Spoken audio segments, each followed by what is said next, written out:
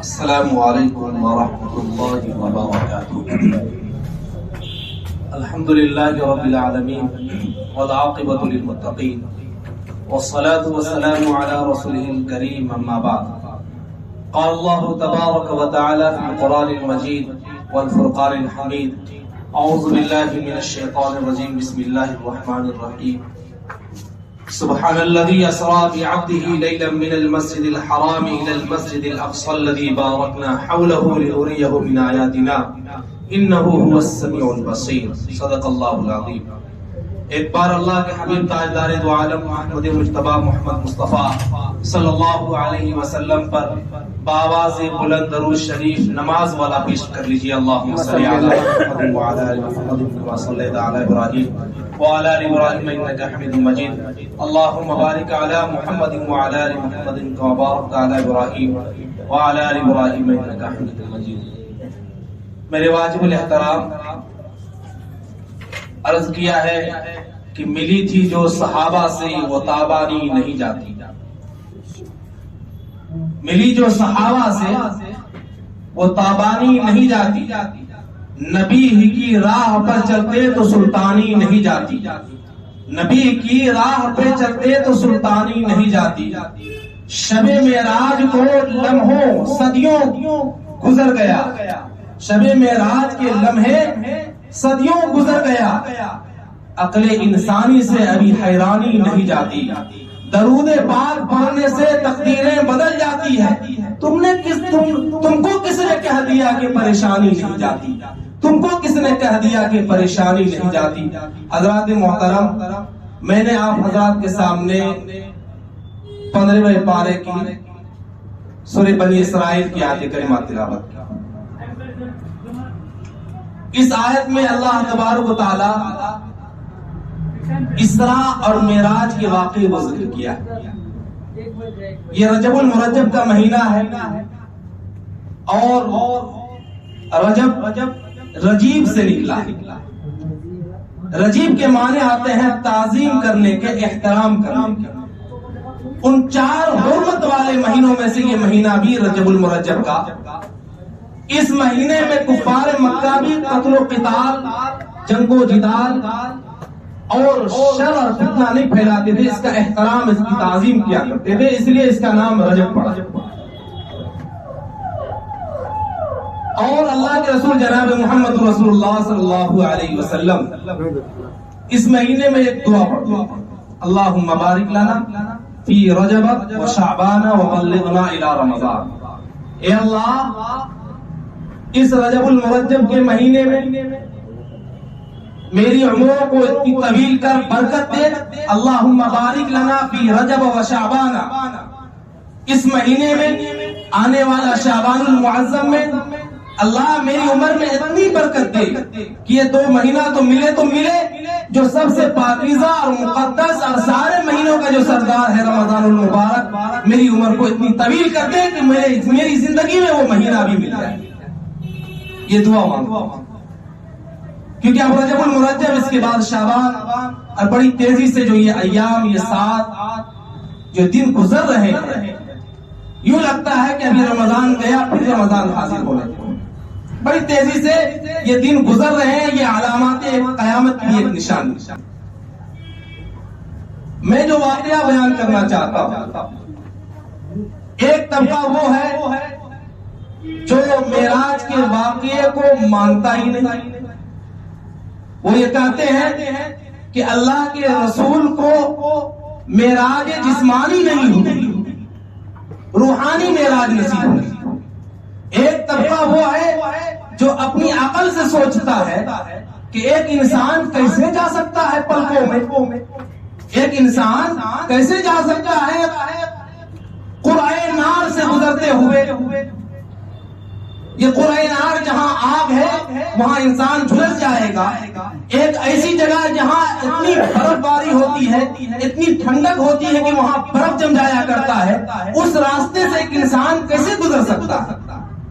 زمہریرہ سے کیسے گزر سکتا ہے؟ تو ایک طبقہ تو انکار کیا، اور ایک طبقہ اپنی عقل سے سوچتا ہے کہ انسان کیسے جا سکتا ہے اس کا۔ تو اللہ تبارک و تعالیٰ نے سب سے پہلے سبحان کا.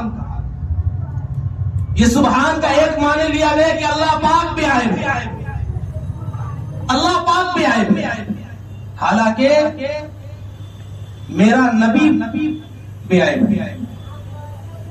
اللہ کیا ہے؟ ایک نبی کے جسم پر گندی مکھی نہیں بیٹھتی. ہمارے اور آپ کے جسم پر گندی مکھی بیٹھ جائے یہ عیب ہے. ہمارے جسم سے پسینے کی بدبو آئی یہ عیب ہے.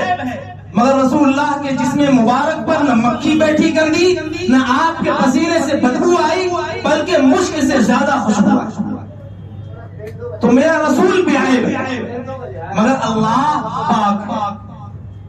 اللہ کی قبض قدرت میں یہ نظام ہے، اور اللہ سبحان کہہ کر کے اس بات کے شک و شبہ کو، رائبہ اور شائبہ کو ختم کر دیا کہ سبحان الذی اسری بعبدہ.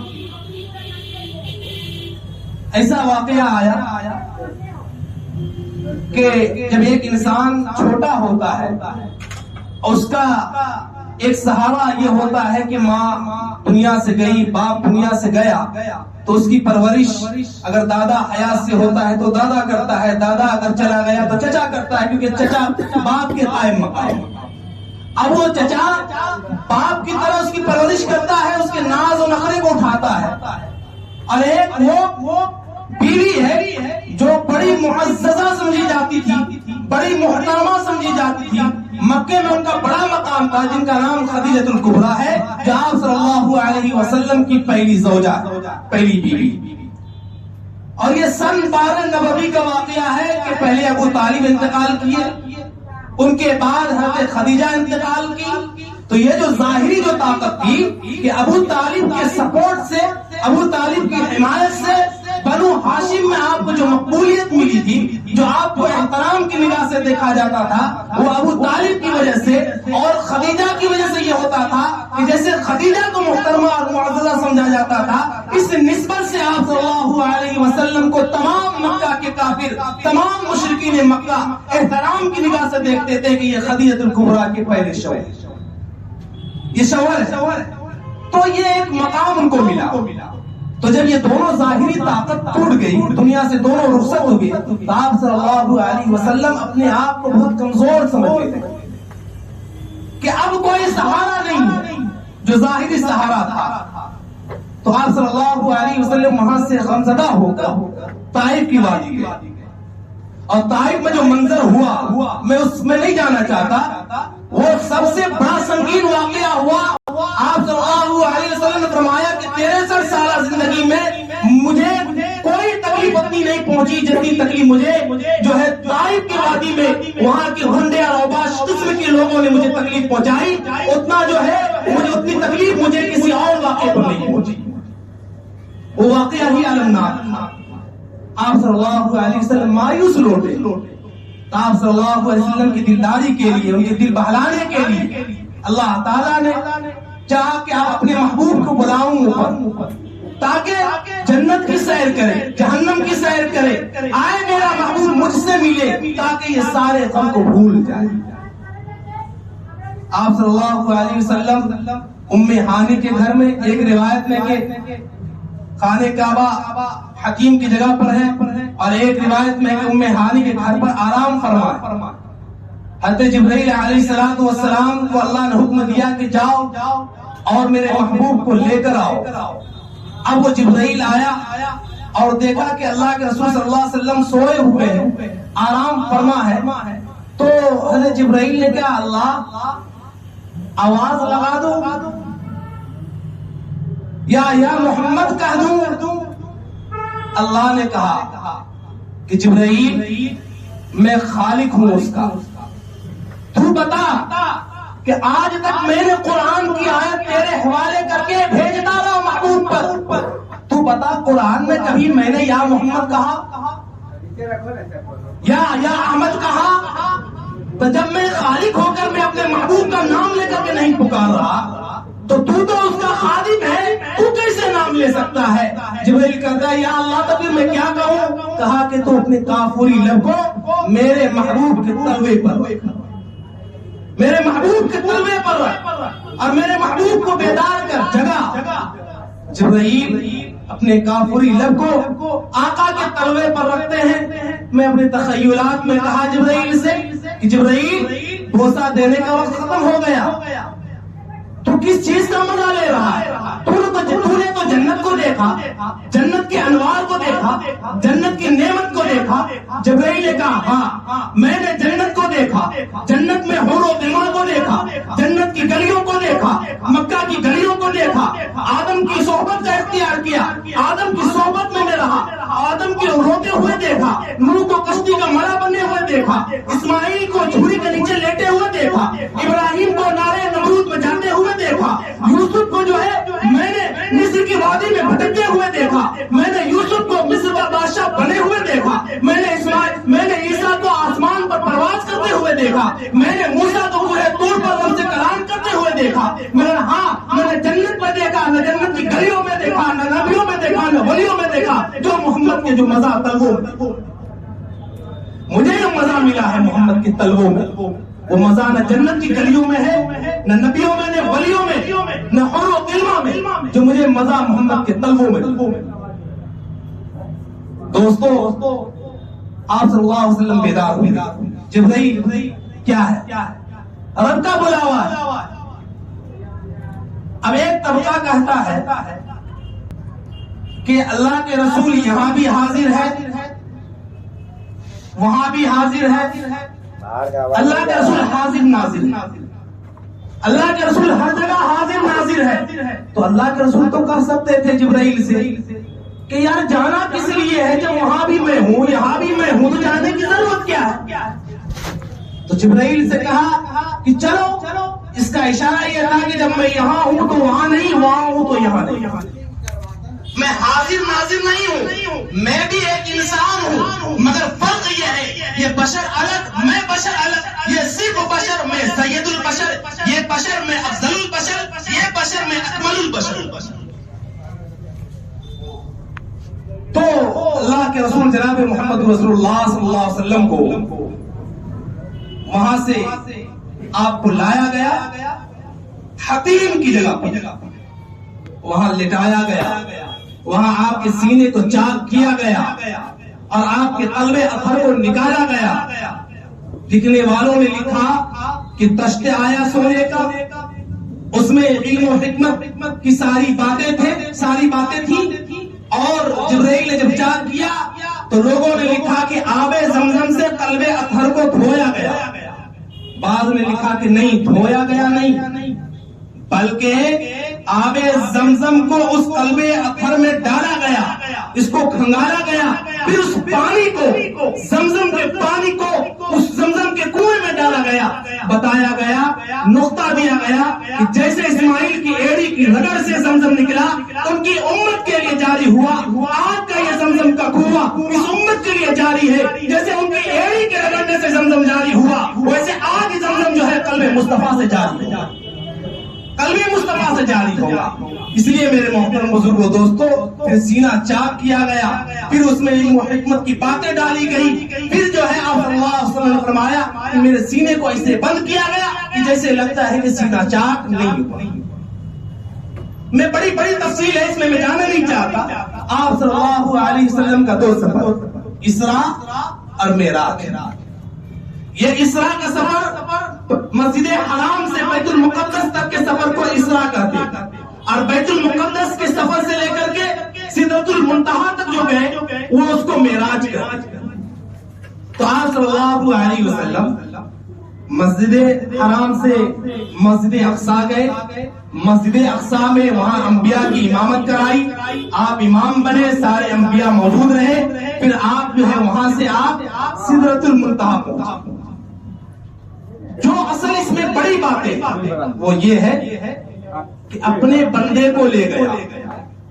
یہ کوئی اس وہم و گمان نہ رہے کہ روح گئی تھی اللہ کے رسول، اگر اللہ کی روح، اللہ کے رسول کی روح جاتی تو اللہ تبارک و تعالی سبحان الذی اسریٰ بروحہ کہا جاتا کہ اللہ جو ہے روح کو جو ہے سیر کرایا اسراء کی اور معراج۔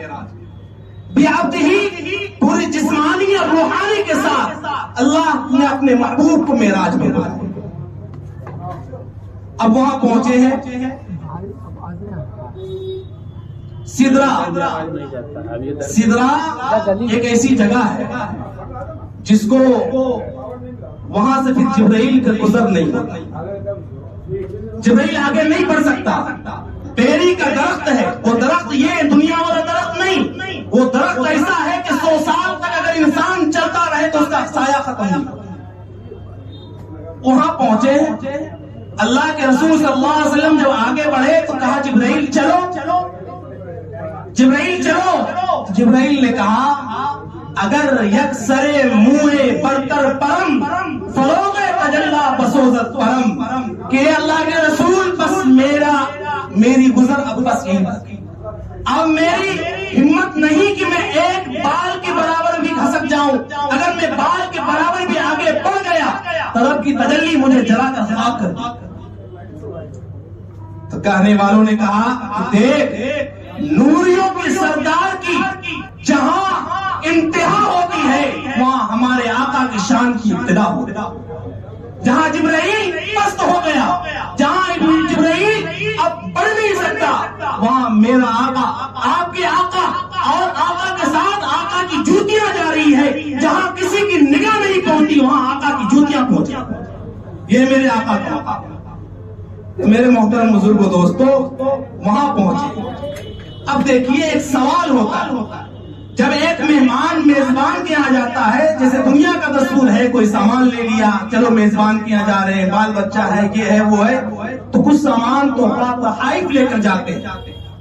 اللہ تبارک و تعالیٰ نے اپنے محبوب سے کہا، پہلا تو کیا کہا؟ اللہ نے سلام کیا اپنے محبوب کو، السلام علیک ایھا النبی۔ اب اس کا جواب یہ ہوتا السلام علیہ، ہاں اے اللہ تیرا سلام مجھ پر ہو، مگر اللہ کے رسول نے اس سلام کا جواب السلام علیہ کہہ کے نہیں دیا، بلکہ اس سلام کا جواب دیا السلام علینا وعلی عباد اللہ الصالحین۔ جو ہم لوگ پڑھتے ہیں نا، اصل سلام یہی ہے، اصل سلام یہی ہے جو نماز میں کھڑے ہو کر مدینہ کی طرف جو سلام بھیجتے ہیں، یہ نقلی سلام ہے، بائی پاس سے لوگ بھیجتے ہیں۔ اصل سلام جو نماز میں ہے وہ یہی ہے جو اللہ نے کہا السلام علیکہ ایھا النبی ورحمۃ اللہ وبرکاتہ، تو اللہ کے رسول نے کہا السلام علینا وعلی عباد اللہ الصالحین۔ یہی اصل جو سلام ہے، اور باقی جو سلام ہے وہ بنوٹی۔ تو واقعہ معراج میں یہ ہوا کہ آپ صلی اللہ علیہ وسلم کو جب سلام کیا گیا تو اللہ کے رسول، اب دیکھیے سدرہ کہاں ہے، وہاں پہنچ کر امت کو نہیں بھولا، کیا کہا السلام علینا وعلی عباد اللہ الصالحین۔ ہاں اے اللہ تیرا سلام مجھ پر بھی ہو، میرے نیک صالح بندوں پر بھی ہو، گناہ گار کو بھی نہیں بھولے، السلام علینا میری تمام گناہ گار امتوں پر۔ اب دیکھیے میرا محبوب کتنا بڑا شفیق ہے، کتنا بڑا مہربان ہے کہ گناہ گار امت کو بھول نہیں رہا ہے، اور دنیا میں رہ کر کے دنیا کے وہ لوگ جن کو محبوب زمین سے لے کر آسمان، جہاں کسی کی جو رسائی نہیں، وہاں محبوب نہیں بھول رہا ہے، اور امت جو ہے یہاں بھول رہی ہے، رسول اللہ کی دامن کو چھوڑ کر کے آگے بڑھ رہی ہے، حدود اللہ کی جو ہے پامالی کر رہی ہے، اللہ کا جو حد ہے اس سے آگے نکل رہی ہے۔ اب اللہ تعالیٰ کے پاس پہنچے تو بعض روایت میں 3 تحائف کے بارے میں، بعض میں 2 تحائف کے بارے میں، کہ 2 انعام، 2 تحفہ اللہ نے اپنے محبوب کو دیا۔ ایک تحفہ تو وہ ہے آمن الرسول سے لے کر یہ 2 آیت سورہ بقرہ کی آخری 2 آیت اللہ نے اپنے محبوب کو دیا، اور دوسرا جو تحفہ ہے وہ ہے 50 وقت کی نماز۔ 50 وقت کی نماز معراج کے موقع پر اللہ نے اپنے محبوب کو دیا۔ اب وہ تحفہ لے کر کے جب لوٹے تو 7ویں آسمان پر تو حضرت ابراہیم سے ملاقات ہوئی تھی، 6ٹھے آسمان پر موسیٰ علیہ السلام سے ملاقات ہوئی تھی، تو موسیٰ نے پوچھ لیا اے اللہ کے نبی کیا تحفہ ملا، کیا تحفہ ملا؟ کہا 50 وقت کی نماز اور سورہ بقرہ کی 2 آیت۔ کہا کہ میں ایک بات کہنا چاہتا ہوں، مجھے میری امت کا تجربہ ہے، میری امت تو 2 وقت کی نماز نہیں پڑھ پاتی تھی، آپ کی امت 50 وقت کی نماز پڑھ لے گی؟ نہیں پڑھ پائیں گے۔ اے میرے محبوب، اے اللہ کے رسول، جائیے تخفیف کروائیے، کم کروائیے، آپ کی امت کے اندر اتنی استطاعت نہیں ہے، طاقت نہیں کہ پڑھ پائے۔ اللہ کے رسول یوں آتے رہے، جاتے رہے، کراتے کراتے ہوئی نماز 5، اور اللہ نے یہ صاف نہیں کہا کہ محبوب اب 5 ہو گئی، اب نہیں آنا۔ اشارے میں اللہ نے کہہ دیا میرے محبوب نماز تو 5 ہے مگر ثواب 50 کا ملے گا۔ اس باریک کو اللہ کے رسول سمجھ گئے۔ اب جب موسیٰ سے کہا کہ مجھے اب 5 نمازیں دی گئی ہے، موسیٰ نے کہا پھر اس میں کم کروائی، تاکہ نہیں، اب مجھے لاج آتا، اب مجھے حیا آتی۔ اللہ نے جب کہا کہ میں نے کر دیا نماز 50 ثواب 50، نماز 5 ثواب 50 کا، تو اب میں سمجھ گیا کہ رب کی منشا کو، کہ اب رب بھی یہیں پر اینڈ کر دیتا ہے، اب یہیں پر رب جو ہے کر دیا میری امت پر 5 نمازیں فرض۔ تو کسی نے کہا کہ تعجب ہے، اللہ کے رسول کو بار بار آنے جانے کی کیا ضرورت تھی؟ کیوں بار بار آ رہے ہیں جا رہے ہیں موسیٰ کہنے پر؟ ایک ہی مرتبہ مسئلے کا حل کروا لیتے۔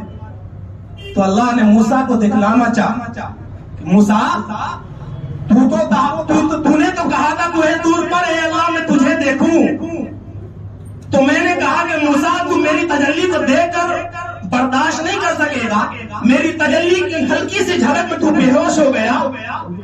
تو کسی شاعر نے کہا کہ موسیٰ نہ تو دیکھے نہ نگاہ انبیاء دیکھے، موسیٰ نہ تو دیکھے نہ نگاہ انبیاء دیکھے، مجھے دیکھے تو اے موسیٰ نگاہ مصطفیٰ دیکھے۔ تیری اتنی اوقات کہاں، تیری اتنی سنگت کہاں، یہ بار بار آنا، یہ میری تجلی کے مشاہدات کر رہا میرا محبوب، یہ بتا رہا ہے تو ایک تجلی میں بے ہوش ہو گیا، تو 1000 بار میرے محبوب کہتا میرا محبوب 1000 مرتبہ میری تجلی کا مشاہدہ۔ تو اس لیے میرے محترم بزرگوں دوستوں، نماز ہو گئی 5، تو یہ تو 2 تحفہ ملا۔ اب یہ امت کی بڑی یہ ذمہ داری تھی کہ جو نمازیں ملی ہے یہ سب سے بڑا قیمتی تحفہ ہے۔ زکوٰۃ زمین پر فرض، حج زمین پر فرض، رمضان المبارک کا روزہ زمین پر فرض۔ اس سے پتہ یہ چلتا ہے کہ یہ نماز کی کتنی اہمیت ہے، کہ نماز کو اللہ نے اپنے محبوب کو عرش پر بلا کر کے تحفہ دیا کہ آپ کی تحفہ بڑی قیمتی تحفہ ہے، آپ اسے لے جائیے اور اپنی امت کو دیجیے۔ آپ کی معراج آسمانوں پر ہے اور آپ کی امت کی معراج نماز میں۔ الصلاۃ معراج المومنین، جو 5 وقت مومن نماز پڑھے گا اس کو معراج سجدے میں نصیب ہوگی۔ تو امت کرے گی کیا؟ امت کرے گی پٹھان فلم دیکھی، پٹھان میں معراج نصیب ہوگی۔ امت کو پیغام یہ دیا گیا کہ نماز میں معراج نصیب ہوگی، اور امت پٹھان مووی کے پیچھے پڑی۔ ارے کوئی پٹھان دیکھے گا نہ اس سے رب راضی ہوگا نہ اللہ کا رسول راضی ہوگا۔ نماز سے دنیا بھی سنورے گی، آخرت بھی سنورے گی، فلم سے آخرت بھی برباد ہوگی۔ دنیا تو برباد ہونا ہی ہونا ہے، آخرت برباد ہوگی۔ اور سب سے بڑی بات فلم دیکھنے والے کے لیے یہ سب سے بڑی وعید ہے کہ اللہ کے رسول کی سفارش بھی اسے نصیب نہیں۔ لوگ کہتے ہیں پیسہ میرا، وقت میرا، زندگی میری، وقت میرا، سب کچھ میرا۔ تعجب ہے جب یہ کوئی کہتا ہے کہ پیسہ میرا، مووی ہم دیکھیں، وقت میرا، مووی ہم دیکھیں، سب کچھ میرا، میں مووی دیکھوں۔ اللہ کہتا ہے ان اللہ اشتری من المؤمنین انفسهم واموالهم بان لهم الجنہ، کہ یہ جو بندے سوچتے ہیں کہ پیسہ اس کا، زندگی اس کی، وقت اس کا، یہ وہم و گمان میں نہ رہے۔ ان اللہ اشتری من المؤمنین، اللہ نے جنت کے بدلے مومن کی جان اور مال کا سودا کر چکا ہے۔ اب آپ جو کہیں گے یہ پیسہ میرا، یہ پیسہ آپ کا نہیں، کہیں گے یہ جان میرا، یہ جان آپ کی نہیں، نہ جان آپ کا نہ مال آپ کا۔ جب پھر قارون کی دولت نہ بچی تو آپ کا یہ پیسہ کیسے بچے؟ تو اس لیے میرے محترم بزرگوں دوستوں، یہ سوچنا ہوگا جو محبوب وہاں نہیں بھولا۔ اور آپ پٹھان فلم دیکھ کر کے شاہ رخ خان کو خوش کر لیں گے اور شاہ رخ خان سفارش کرے گا یہ میرا بندہ، یہ میرا جو ہے بڑا پریوا جو ہے دوست یار، میرا جو ہے سپورٹ کرنے والا مووی دیکھ کے آیا ہے، ذرا گلے ملا لوں، ذرا سپورٹ کر دوں، وہ بھی نفسی نفسی کے عالم میں ہوگا.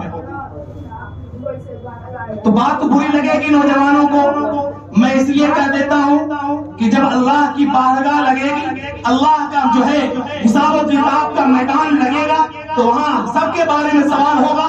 مجھ سے بھی پوچھا جائے گا کہ امام بھی آپ رہے، خطابت بھی آپ کرتے رہے، امر بالمعروف نہیں انل منکر کیوں نہیں کیا؟ جیسے بنی اسرائیل پر قحط سالی کا عذاب آیا، اور قحط سالی کا عذاب صرف ایک بندے کی وجہ سے آیا، پوری قوم اس میں ملوث ہو گئی، اس عذاب کی پوری قوم شکار ہو گئی. اسی طریقے سے جس قوم میں امر بالمعروف اور نہیں انل منکر کا اگر پیغام نہیں دیا گیا، تو خدا کی قسم اللہ کا عذاب نہ نمازی کو چھوڑے گا، نہ حاجی کو چھوڑے گا، نہ قاضی کو چھوڑے گا، بلکہ ایک آدمی کی نحوست سے پوری قوم تباہ و برباد ہوگا. کل حساب ہوگا تو میں تو کہہ دوں گا اللہ میں نے تو پیغام پہنچا دیا، میں تو بری ذمہ ہو گیا، اس لیے کہ میرے جسم میں اتنی طاقت نہیں کہ میں اس کا گڈھا پکڑ کر سنیما ہال سے میں نکال کر لاؤں، مگر میری زبان میں اتنی طاقت ہے کہ میں اپنی زبان سے تو یہ کہہ سکتا ہوں کہ یارو رک جاؤ، اس پیسے کا بھی حساب ہونا ہے، اور 3 گھنٹہ جو تم ہال میں بیٹھ کر فلم دیکھو گے اس 3 گھنٹے کا بھی حساب ہونا ہے. یہاں 10 منٹ نماز پڑھنے میں طبیعت نہیں لگتی، اگر تقریر 5 منٹ اگر زیادہ ہو جائے تو چھلنے لوگ کودنے لگتے ہیں. 3 گھنٹہ فلم بیٹھ کر دیکھو گے، اور کیا اللہ اس کا حساب نہیں لے گا؟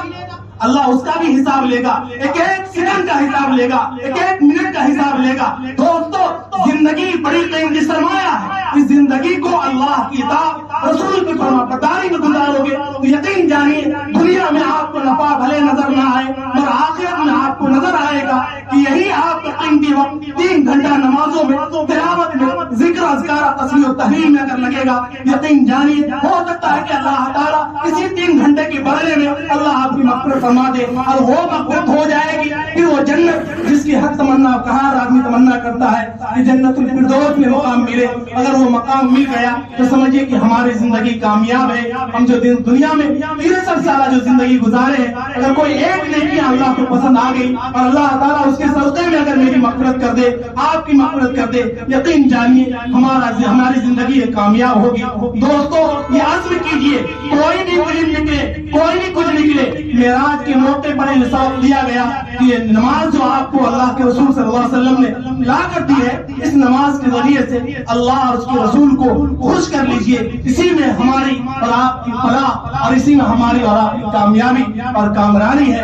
اللہ تعالیٰ سے دعا ہے اللہ تعالیٰ ہم تمام مسلمانوں کو کہنے سننے زیادہ عمل کی توفیق عطا فرمائے.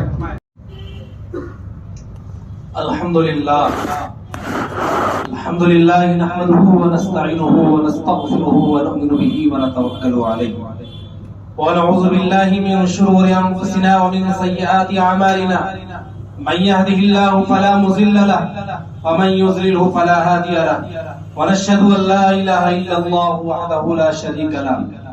قال الله تبارك وتعالى يا ايها الذين امنوا اذا نودي للصلاة من يوم الجمعة فاسعوا إلى ذكر الله وذروا البيع ذلكم خير لكم إن كنتم تعلمون.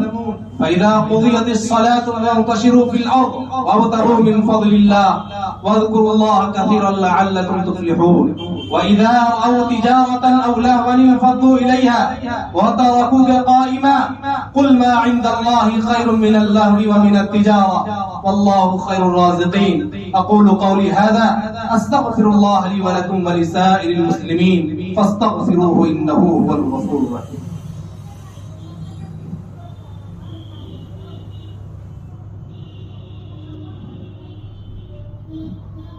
إن الحمد لله نحمده ونستعينه ونستغفره ونؤمن به ونتوكل عليه ونعوذ بالله من شرور أنفسنا ومن سيئات أعمالنا من يهده الله فلا مضل له ومن يضلل فلا هادي له ونشهد أن لا إله إلا الله وحده لا شريك له ونشهد أن سيدنا وشفيعنا وسندنا وطبيبنا ومولانا محمدا عبده ورسوله. أما بعد قال الله تبارك وتعالى إن الله وملائكته يصلون على النبي يا أيها الذين آمنوا صلوا عليه وسلموا تسليما. يا أيها الحاضرون الكرام المؤمنون والخواص والأعوام. وقال النبي صلى الله عليه وسلم أرحم أمتي بأمتي أبو بكر وأشدهم في أمر الله لعمر، وأصدقهم حياء عثمان، وقضاهم علي، وسيدة النساء أهل الجنة زينب رقية كلثوم فاطمة الزهراء رضي الله تعالى عنها، وعلى عمه الشريفين المطهرين من الناس أبي عمارة الحمزة وأبي الفضل العباس رضي الله تعالى عنه. أولئك حزب الله، ألا إن حزب الله هم المفلحون. اللهم انصر من نصر دين سيدنا محمد صلى الله عليه وسلم واجعلنا منهم، واخذل من خذل دين سيدنا محمد صلى الله عليه وسلم ولا تجعلنا منهم. عباد الله رحمكم الله، إن الله يأمر بالعدل والإحسان وإيتاء ذي القربى وينهى عن الفحشاء والمنكر والبغي يعظكم لعلكم تذكرون. اذكروا الله العلي العظيم يذكركم وادعوه يستجب لكم، ولذكر الله تعالى أعلى وأولى وأعز وأجل وأتم وأهم وأعظم أكبر، والله يعلم ما تصنعون.